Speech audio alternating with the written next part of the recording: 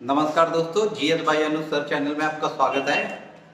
और एक बार फिर आपके लिए अर्थव्यवस्था का नया टॉपिक लेकर आ रहे हैं। और अर्थव्यवस्था के आप रोल देख रहे हैं, जितने भी आपके वनडे एग्जाम हो रहे हैं या डबल फेज में जो एग्जाम होते हैं, जैसे हम एग्जाम्पल ले लें एनटीपीसी का, तो एनटीपीसी का अगर सेकेंड फेज का आपने पेपर दिया होगा तो आपको एक बात क्लियर हुई होगी कि कितना ज़्यादा क्वेश्चन, कितने आपके क्वेश्चन आपके इकोनॉमिक्स से रखे गए हैं। तो आयोग आपको बात क्लियर हुई होगी कि हमें एग्जाम के पैटर्न के अनुसार पढ़ना पड़ेगा और क्या सिलेबस में क्या एग्जाम के जो आपका पेपर सेटर होता है वो कौन से क्वेश्चन रख रहा है, किस टाइप के क्वेश्चन रख रहा है, उसके अकॉर्डिंग हमें चलना पड़ेगा। तो आज हम आपके लिए योजना आयोग लेकर आए हैं और योजना आयोग के साथ साथ हम सारी पंचवर्षीय योजनाएं पढ़ेंगे, एक एक टॉपिक करके। आपकी गरीबी क्या है, जीएसटी क्या है, वैट क्या है, आपका बजट क्या है, और ये सारे टॉपिक आपको क्लियर कराए जाएंगे। तो आपके जितने भी वनडे एग्जाम होंगे, आयोग आपके जो आपका फोबिया है आपके अंदर अर्थव्यवस्था का, वो कहीं ना कहीं आपका दूर हो जाएगा। तो आज हम शुरू करते हैं योजना आयोग। तो आई होप सभी स्टूडेंट को पता होगा योजना आयोग के बारे में, और सभी को ये क्वेश्चन अच्छे से पता भी होगा कि कितने बार एग्जाम में आया भी है। तो योजना आयोग को सब जानते हैं कि योजना आयोग एक गैर संवैधानिक निकाय है। गैर संवैधानिक निकाय, याद रखेंगे कि योजना आयोग कैसा है, कि गैर संवैधानिक निकाय है। गैर संवैधानिक का मतलब होता है कि ऐसा आयोग जिसका संविधान में किसी प्रकार का वर्णन नहीं किया गया। वैधानिक का मतलब किसी एक्ट के थ्रू इसे लाया गया तो उसे क्या बोल देते हैं, वैधानिक। और संवैधानिक का मतलब होता है कि वो चीज संविधान में वर्णित और उसको क्या बोलते हैं, संवैधानिक। तो यहाँ पे हमने क्या बोला है कि योजना आयोग कैसा है, एक गैर संवैधानिक निकाय है। तो सबसे पहले इसकी स्टोरी को समझते हैं। तो हमने देखा कि हम लोग सभी जानते हैं कि 15 अगस्त 1947 को हमारा देश आजाद होता है। और आजाद होने के बाद हम ऐसी कंडीशन में नहीं थे क्योंकि देश का पार्टीशन भी हो चुका था। और पार्टीशन के बाद यहाँ लोगों का आवागमन इतना ज्यादा था कि लोग, यहाँ की सरकारें नहीं सोच पा रही थी कि कैसे लोगों का विकास किया जा सके। इसके लिए हर देश के मॉडल को अपनाने की कोशिश की जा रही थी कि देश की अर्थव्यवस्था को कैसे पटरी पर लाया जाए। इसको देखते हुए कहा जाता है कि यहाँ पर यूएसएसआर मॉडल को अपनाया गया। यूएसएसआर मॉडल में कहेंगे एम.के. स्टालिन जो वहां के राष्ट्रपति थे, उन्होंने सबसे पहले इन पंचवर्षीय योजना आयोग की वहां शुरुआत की थी। ये 5 ईयर प्लान की शुरुआत की थी। उसी मॉडल को इंडियन ने भी, कहेंगे भारतीय अर्थव्यवस्था में या भारत सरकार ने अपनाया। तो अब तुमसे पूछा जाए योजना आयोग कहां से लिया गया है, तो यूएसएसआर मॉडल पर आधारित है। किससे आधारित है, यूएसएसआर मॉडल पर आधारित है। अब इसके बारे में जानेंगे कि योजना आयोग का उद्देश्य क्या था। इसको हम एक डायग्राम के माध्यम से भी समझेंगे। पहले इसको रफली जानने की कोशिश करें कि योजना आयोग का उद्देश्य क्या था। तो पहली बात, योजना आयोग का उद्देश्य क्या था दोस्तों, कि इंडिया के अंदर जितने भी उपलब्ध संसाधन थे, उपलब्ध संसाधन का मतलब होता है कि प्राथमिक सेक्टर, द्वितीयक सेक्टर और जो आपका तृतीयक सेक्टर आते, इन संसाधनों का सही से आकलन करना। आप अच्छे से समझ लीजिए क्या करना है, संसाधन का क्या करना है, जितने भी इंडियन के अंदर संसाधन है, इन संसाधनों का क्या करना है, सही से आकलन करना है। आकलन करने के बाद इनका आकलन करते हुए विकास की दृष्टि से, कैसे, विकास के आवश्यकता अनुसार उन्हें हमें आवंटन भी करना है। क्या करना है, पहली बात हमने क्या बताया, योजना आयोग का उद्देश्य क्या था कि देश के अंदर उपलब्ध संसाधनों का सही से आकलन किया जाए। आकलन करने के बाद विकास के आवश्यकता अनुसार क्या किया जाए, आवश्यकता अनुसार पंचवर्षीय योजना का निर्माण किया जाए और प्राथमिकता के अनुसार उनका आवंटन किया जाए। फ्रेंड समझ में आ रहा है, क्या बताया कि योजना आयोग जो है एक गैर संवैधानिक निकाय है जो यूएसएसआर मॉडल से प्रेरित है, यहां से लिया गया। और ये इसका उद्देश्य क्या है कि देश के अंदर जो आय के सोर्सेस हैं, जो हमारे लिमिटेड रिसोर्सेस हैं, उन लिमिटेड रिसोर्सेस का सही से आकलन किया जाए और आकलन करने के बाद विकास के आवश्यकता अनुसार उनको प्राथमिकता के आधार पर उनका राज्यों का कैसे आवंटन करना है, ये उद्देश्य था किसका, योजना आयोग। तो आयोग यहां तक बात क्लियर हो गई। अब इसके आगे हम देखते हैं कि योजना आयोग समाप्त क्यों हुआ और योजना आयोग के स्थान पर नीति आयोग क्यों आया, क्या ऐसी खामियां रही। तो सबसे पहले इसको हम बनाते जाएंगे और आप इसको नोट भी करते जाएंगे। तो सबसे पहले हम योजना आयोग को बनाएंगे और समझने की कोशिश करेंगे। तो योजना आयोग की बात करें तो योजना आयोग जो लाया जाता है उसका क्या था, योजना आयोग का फ्रेंड्स उद्देश्य क्या था, याद रखेंगे योजना आयोग का उद्देश्य क्या था। उद्देश्य के बाद हम यहाँ देखेंगे वो योजना आयोग का गठन कब किया जा रहा है, योजना आयोग का गठन कब किया जा रहा है। योजना आयोग के स्थान पर कहेंगे जो आपका नया आयोग आएगा नीति आयोग, और ये कहेंगे इसके समापन के कारण क्या थे, समापन के कारण योजना आयोग क्यों समाप्त हुआ, योजना आयोग के समापन के कारण, यहां लिख देंगे समापन कारण। अब एक एक चीज देख रहे हैं हमने यहाँ पे क्या बताया कि देश के संसाधनों का क्या देखा हमने, बोल रहा है कि देश के संसाधनों का सही आकलन करना, विकास पहला, संसाधन जो है संसाधनों का सही आकलन करना, पॉइंट नोट करते जाएंगे, आकलन करना, देश के संसाधनों का सही से आकलन करना है, आकलन करने के बाद विकास की आवश्यकता अनुसार आकलन करना एवं विकास के आवश्यकता अनुसार नोट कर लेंगे फ्रेंड्स, विकास के आवश्यकता अनुसार क्या करना है, पंचवर्षीय योजना का निर्माण करना है, क्या करना है, पंचवर्षीय योजना का निर्माण करना। फिर समझ में आया, संसाधनों का, संसाधन का मतलब जहां से आय कमाई होती, जैसे आपने सुना होगा प्राथमिक सेक्टर में कौन आता है, नेचुरल रिसोर्स जो प्रकृति के द्वारा प्राप्त होते हैं, द्वितीय सेक्टर में कौन आता है, जो प्रकृति के द्वारा जहां मशीन का यूज होता है, द्वितीय सेक्टर, और तृतीय सेक्टर में किसको रखा जाता है, तो सर्विस सेक्टर को या सेवा क्षेत्र में रखा जाता है। इसे आगे पढ़ेंगे तो एक एक बात आपको क्लियर होगी। तो यहाँ तक समझ में आया कि इसका उद्देश्य क्या था, कि आकलन करना है, विकास की आवश्यकता था, पंचवर्षीय योजनाओं का।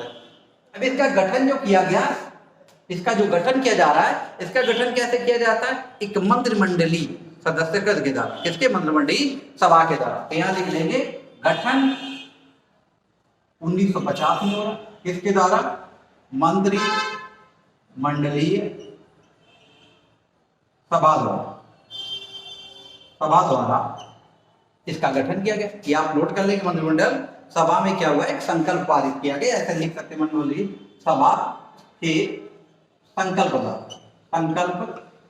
द्वारा इसकी स्थापना हुई, गठन होता है, तो आपके योजना आयोग। अब योजना आयोग के स्थान पर कहेंगे कौन आ रहा है, तो यहां पर लिख लेंगे 1 जनवरी 2015 को योजना आयोग के स्थान पर नीति आयोग लाया गया। क्या लाया गया, नीति आयोग। तो इतनी चीज क्लियर हो रही है कि उद्देश्य क्या है, गठन किसके द्वारा हो रहा है, और इसके किसके स्थान पर आ रहा है। तो यहाँ पे लिख लेंगे किसके स्थान पर आया, तो कहेंगे नीति आयोग आ गया, किसके, योजना आयोग। अब समापन के कारण क्या रहे, यहाँ इसको थोड़ा रब कर रहे हैं, तो यहाँ नोट करने की कोशिश करेंगे। अभी इस सारा राइट डाउन कर लीजिए, क्या आगे देखते हैं। तो फ्रेंड्स अगर समझ में आ रहा है तो वीडियो को सबसे पहले सब्सक्राइब कर लीजिए, चैनल को सब्सक्राइब कीजिए और शेयर कर दीजिए सबसे पहले।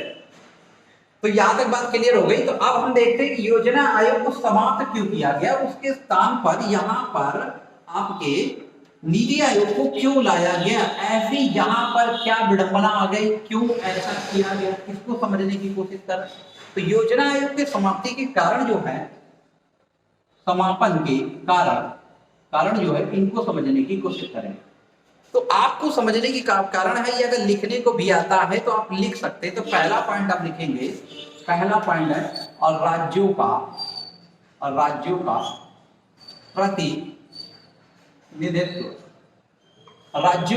प्रतिनिधित्व।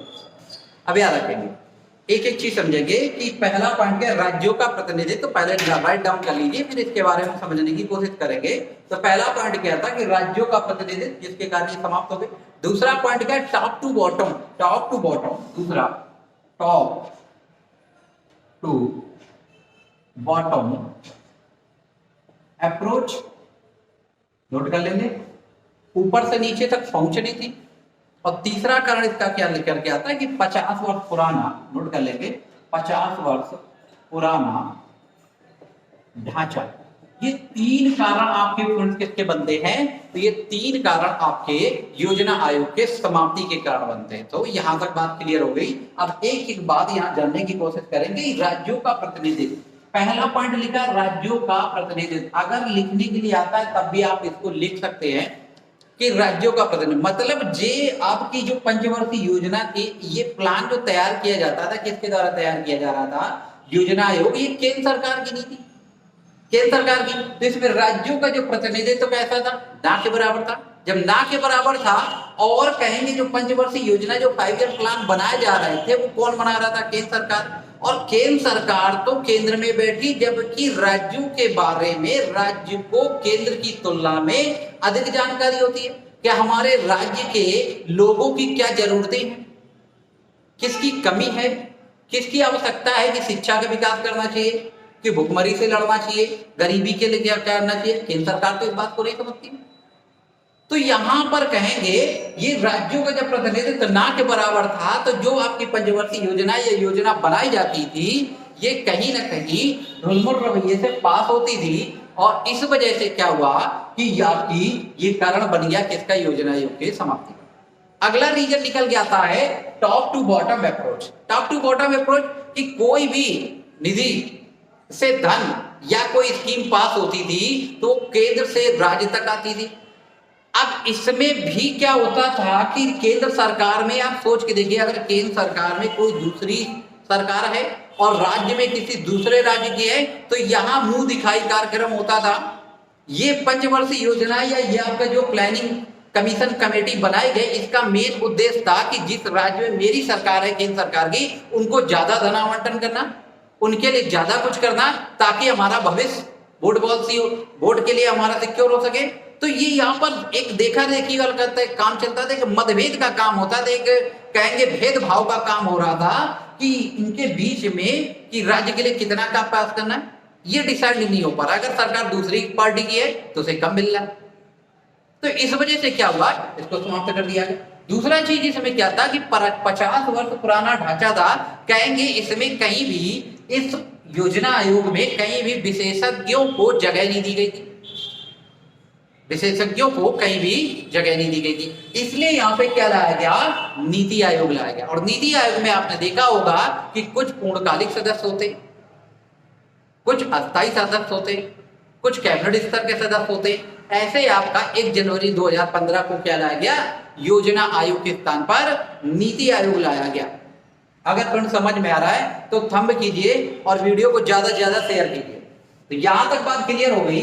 तो अब बात करते हैं हम योजना आयोग के द्वारा जो 5 ईयर प्लान बनाए गए, हम एक एक पंचवर्षीय योजना को समझने की कोशिश करेंगे, एक एक पंचवर्षीय योजना को समझने की कोशिश करेंगे। तो यहां पर फ्रेंड सबसे पहले हम देखते हैं कि जो पंचवर्षीय योजनाएं आती हैं, पंचवर्षीय योजना, आपको याद रखना कि अभी तक कितनी 12 पंचवर्षीय योजना पास हो चुकी, पंचवर्षीय योजना आ चुकी। पहला पॉइंट याद रखना, कितनी पंचवर्षीय योजना आई है? 12 पंचवर्षीय योजना आ गई। योजना अवकाश की बात करें, योजना अवकाश कितने वर्ष रहा? योजना अवकाश जल्दी से कमेंट करके बताएं, योजना अवकाश कितने वर्ष रहा है? अगर सीरियस तैयारी करते हैं तो ये छोटे मोटे क्वेश्चन आपको बताऊंगा। योजना अवकाश कितने वर्ष रहा? जल्दी से बताएं। तो योजना अवकाश कमेंट करके बताएं जल्दी से, 30 सेकेंड का समय है। योजना अवकाश कितने वर्ष रहा? तो यहां पर कहेंगे योजना अवकाश आपका 7 वर्ष रहा। कैसे रहा फ्रेंड? तो आपने देखा होगा 1966 से 69, 1978 से 1980, 1990 से 1992 कट रहा है। चले इसको यहां ना नोट किए दे रहे। 1966 से 69, 1978 से 80, 1990 से 92। अब जोड़ेंगे यहाँ पर 66, 67, 68, 69 कितने ईयर हुए? 3 वर्ष। यहाँ पे कितने हो गए? 2 वर्ष। यहाँ पे कितने हो गए? 2 वर्ष। टोटल कितना निकल गया रहा है? 7 वर्ष। तो योजना अवकाश कितना रहा है? 7 वर्ष। तो एक बात क्लियर हो गई कि कितनी पंचवर्षीय योजनाएं पास हुई? तो कहेंगे 12 पंचवर्षीय योजनाएं, और अवकाश कितने वर्ष रहा है? 7 वर्ष रहा। नोट कर लेंगे। अब आगे बात करते हैं, कमेंट करके बताएं योजना जो 5 ईयर प्लान है किस सूची का विषय है। कमेंट करके बताएं ये आपका किस सूची का विषय है। जल्दी से बताएं ये किस सूची का विषय है। तो सूची की बात करें तो योजनाओं का या पंचवर्षीय योजना की बात करें, ये समवर्ती सूची का विषय है। किसका है? समवर्ती सूची का विषय। और समवर्ती सूची में आपको पता है केंद्र और राज्य दोनों कानून बना सकते हैं समवर्ती सूची। आप जल्दी से अगर तैयारी कर रहे हैं तो बताएं समवर्ती सूची में कितने विषय शामिल किए गए। जल्दी बताएं समवर्ती सूची में कितने विषय शामिल किए गए। तो यहां तक बात क्लियर हो गई कि योजना आयोग द्वारा कितनी पंचवर्षीय योजनाएं आती हैं, 12 पंचवर्षीय योजनाएं आई। और इसके बाद हमने कहा योजना अवकाश कितने वर्ष रहा है, योजना अवकाश 7 वर्ष रहा। फिर हमने किसकी बात की कि ये किसका विषय है, तो हमने कहा ये समवर्ती सूची का विषय है। बस जल्दी से कमेंट करके बताएं कि योजना अवकाश जो है 7 वर्ष रहा और किस कारण रहा, समवर्ती सूची में कितने विषय आते हैं, कितने विषय आते हैं। जल्दी से बताएं फ्रेंड्स, जल्दी से बताएं।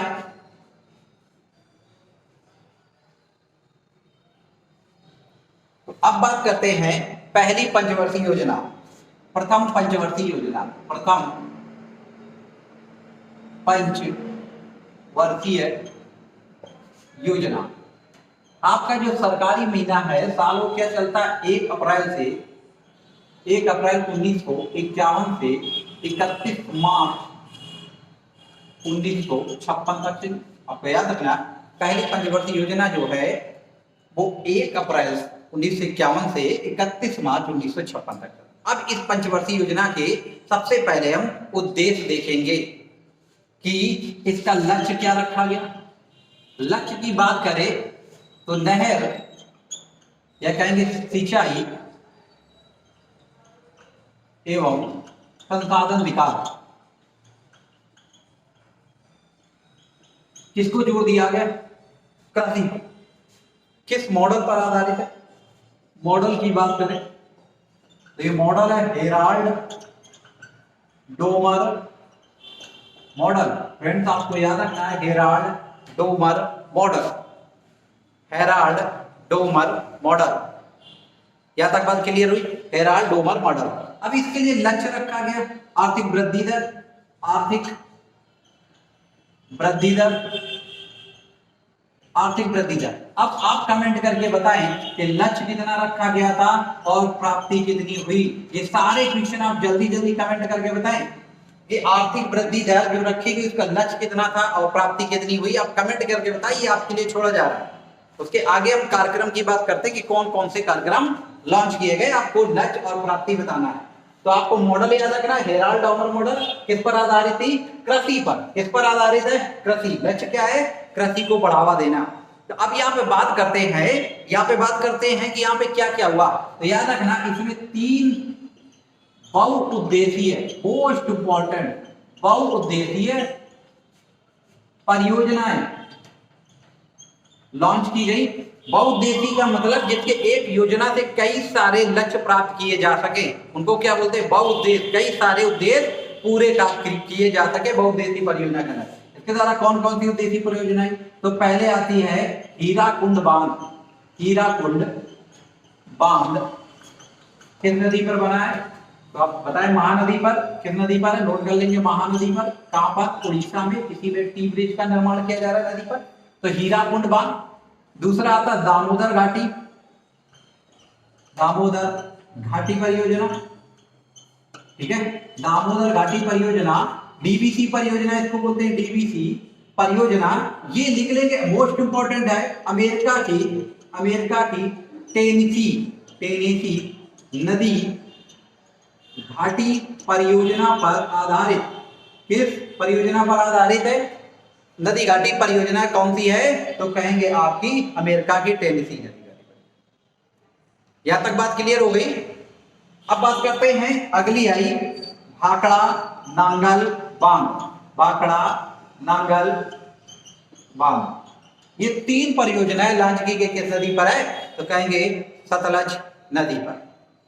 इनको पंडित नेहरू ने क्या बोला पंडित नेहरू ने कहा कि ये आधुनिक भारत के मंदिर कहा, आधुनिक भारत के मंदिर कहा। तो फ्रेंड्स यहां तक बात क्लियर हो गई आधुनिक भारत के मंदिर का।